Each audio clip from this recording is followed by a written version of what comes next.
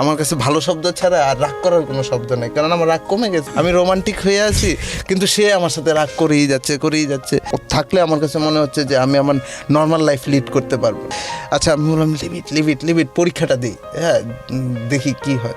1 মাসের মতো আমি অ্যাভয়েড, মানে একটু করা শুরু করলাম, যে কারণ ও যেহেতু আমার প্রতি অনেক বেশি আসক্ত হয়ে গেছে, তো আমি ওকে একটু মানে একটু ধাক্কাই দেওয়া শুরু করলাম আর কি। মানে কথা দিয়ে হোক, মানে চিঠি না লিখে হোক, আমরা চিঠি লিখতাম নিয়মিত, অ্যাটলিস্ট পড়ালেখাটা তোমার পড়ালেখা ঠিকঠাক থাকুক। হ্যাঁ, তারপর তো ফাইনালি হলো, মানে আমাদের রাগারাগি, মানে এক পর্যায়ে হলো যে মানে আমি প্রথম পরীক্ষাটা দিলাম, বাংলা পরীক্ষা তো দুর্দান্ত হলো, কারণ বাংলা সাহিত্য তো এর পেছনে কৃতিত্ব তো মেয়ের টপ নচ বাংলা সাহিত্য, তো বাংলা সাহিত্য। কিন্তু ইংরেজি পরীক্ষা যেদিন দেব, এই দিন হলো মানে দুর্যোগের শুরু।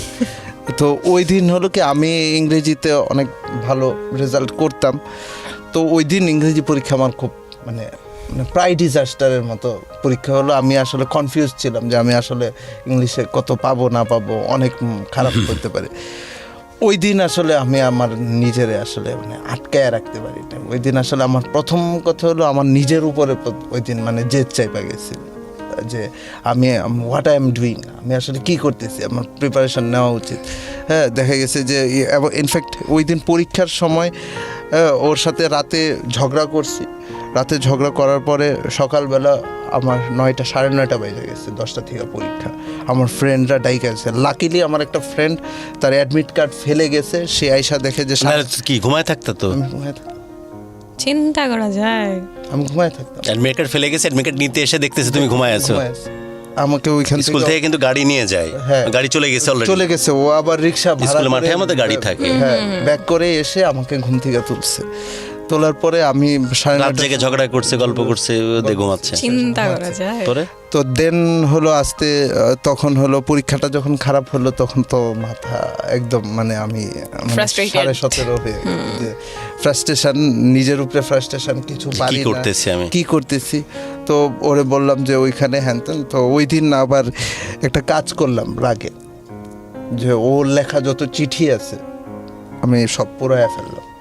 মানে এত মানে জিনিসটা মানে তর্কাতর্কি এমন একটা পর্যায়ে চলে গেছে, মনে হতেছিল যে দিস ইজ টক্সিক আমার জন্য। তখন আমার মানে আমি আসলে মানে আমার সহ্য হচ্ছে না, যে মানে আমার মানে ও থাকলে আমার কাছে মনে হচ্ছে আমি পড়তে পারবো না, ও থাকলে আমার কাছে মনে হচ্ছে যে আমি আমার নর্মাল লাইফ লিড করতে পারবো না। ঠিক আছে, শুধুমাত্র মানে ওকে সেন্ট্রিক আমার লাইফটা মানে হয়ে গেছে, তো ওরে আমার মানে সরাইতে হবে এনি হাউ। তো আমি আসলে তখন ছোট বয়স, আমি আর কোনো কিছু, তো মানে ওর স্মৃতিগুলো আমি আসলে মানে রাগারাগির এক পর্যায়ে আমরা কথা বলতে আমরা বললাম যে তোমার যা আছে সব পুরায় দিব। ঠিক আছে, তো ওই দিন ওর যত চিঠি ছিল ওই দিন আমি মানে পুরায় ফেলি আর কি। এবং ওই দিন অনেক মানে আমি কান্নাকাটি করি হাউসের ভিতরে। আমার ফ্রেন্ডসরা অনেকে বোঝায় যে এই পাগলামি করার দরকার ছিল না। ইনফ্যাক্ট আমি এরকমই, যে আমার যখন মানে একবার ইমোশন আমার ভেঙে যায়, তখন আমি আসলে দুনিয়ার সব কিছু আমি আসলে মানে সরায় ফেলতে চাই, যে এগুলো আমার সামনে থাকলে আমি আসলে মানে আরও বেশি ফ্রাস্ট্রেশনে চলে যাব। তো আগুন দিয়ে পুরে টুরে দিলাম, আর কিছু কাগজ টাগজ ছিঁড়ে টিড়ে মানে যেদিকে যেমনি পারা যায় মানে leave it, phone tone number delete করে দিয়ে, ফোন মানে সিম সরাইয়ে দিয়ে আমি এরপরে শুধু পড়াশোনা শুরু করলাম। যে আমার আছে 4 দিন, হ্যাঁ, যে মানে আর 4টা পরীক্ষা আছে, 4টা পরীক্ষা অন্তত আমার ফাইনালি ঠিকঠাক দিতে হবে। ঠিক আছে, আমার এখনও চান্স আছে আমার রেজাল্টে। দেন আমি পরীক্ষাটা দিয়ে পাশ করি বলতে আমার মোটামুটি একটা ভালোই রেজাল্ট আসে। কি আসে? A+C আসে। হ্যাঁ, 10-এ 2-এ আর কি। আর ইংলিশে 3টাতে পাইছি, 3টাতে পাইনি। আর ইংলিশে পাইনি। এ আসছে ফাইনালি। আচ্ছা, ডিজাস্টার যেটা ছিল, হয়তো বা 70 সামথিং এ থেকে গেছে, মানে একদম মার্জিনে। তারপর তো ওইখান থেকে পরীক্ষা দিলাম। পরীক্ষা দেওয়ার পরে তো এবার রেজাল্টে তো ভালো হয়েছে, এবার তো আবার মন ভালো হয়ে গেছে, আবার চিঠিগুলো জোড়া লাগাতে কিন্তু চিঠি তো আর নাই, তো এর মধ্যে কিন্তু যোগাযোগ হয়নি না। তো তখন চিন্তা করলাম যে তাহলে প্রেমটাই জোড়া লাগাই। ঠিক আছে, চিঠি আবার আসবে, অসুবিধা কি? তার মধ্যে ইন বিটুইন যোগাযোগই হয়নি আর না। এর ভিতরে আমি কোনো যোগাযোগ করিনি।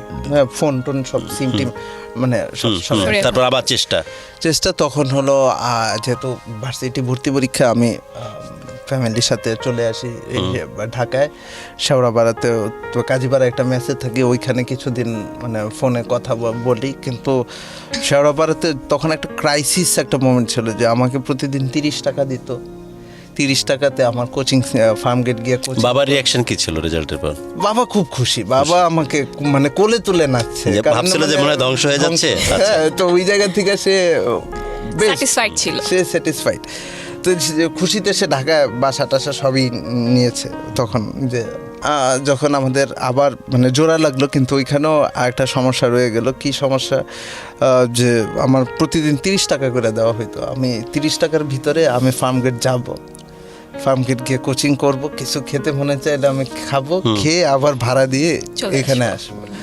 তো এখন ফোনে হলো রিচার্জ করতে হবে। তো দেখা গেছে যে কোনো দিন হ্যাঁ যে এরকম 15 টাকা বা 10 টাকা করে আমি সেভ করতে পারতাম আর কি, যে বাস দিয়ে যাতায়াত করলে যে 10 টাকা সেভ হইতো। তো 2 দিন যাতায়াত, 3 দিন ক্লাস করার পরে আমার 30 টাকা সেভ হইতো। আমার এখনও মনে আছে যে আমি 30 টাকা ফোনে রিচার্জ করতাম তার সাথে কথা বলার জন্য। তো তখন না ওই যে অবসেশনের বললাম যে ওই জায়গাটা থেকে ও আরও আমাকে দায়িত্ব নিতে বলতো, ও আমাকে একটু হালকা প্র্যাকটিক্যাল হইতে বলতো। তো আমি না ওই প্র্যাকটিক্যালটা হইতে পারতাম না। কি কারণে হইতে পারতাম না এই কথাটা কখনই ওরে বলা হয় নাই, যে আসলে একটা ছেলে 3 দিন ক্লাসে গিয়ে 10 টাকা করে 30 টাকা জমায় আসলে সে প্র্যাকটিক্যাল লাইফ নিয়ে আসলে কথা মানে আমি তখন কিভাবে ভাববে, কিভাবে চিন্তা করবে। ওই যে 30টা টাকা, ওই যে মানে তখন তো আর এখনের মতো কল রেটও ছিল না, তখন তো আর একটু বেশি টাকা কল রেট ছিল। ওই 30টা টাকা যে 4টা মিনিট বা 5টা মিনিট আমি কথা বলবো, ওই 5টা মিনিট আমি শুধু ওর সাথেই কথা বলতে চাইতাম। যে এত কিছু আমার মাথায় তখন মানে ঢুকতো না। আমরা কেন প্রেমটা আমাদের আগের মতো হয় না, আমরা যেভাবে শুরু করছিলাম ওই কথাগুলো কেন আমরা বলি না, আমরা কেন মানে অন্যদিকে আমরা চলে যাচ্ছি, আমাদের মানে সম্পর্কটা কেন অন্যদিকে চলে যাচ্ছে। তো ওইখান থেকে একটা ধাক্কা মানে শুরু হয় আর কি। তো এই যে মানে এই 30 টাকা একটা জটিলতা শুরু করলো। এই 30 টাকার জটিলতা আমার বাসায় পর্যন্ত চলে আসলো, যে আমি একদিন মানে বাসায় রিয়াকশন দেখায় ফেললাম। আমরা যখন বাসায়, তো আমি ফাইনালি বলেই দিলাম এক ফাঁকে, এই জটিলতা থেকে বাঁচার জন্য যে এক ফাঁকে যে আমি একটা মেয়ের সাথে কথা বলি। তখন বাসা থেকে আমার খুব একটা গুড ফিডব্যাক আসে নাই, কারণ হলো তখন আমি মাত্র ইউনিভার্সিটি পরীক্ষা দিচ্ছি।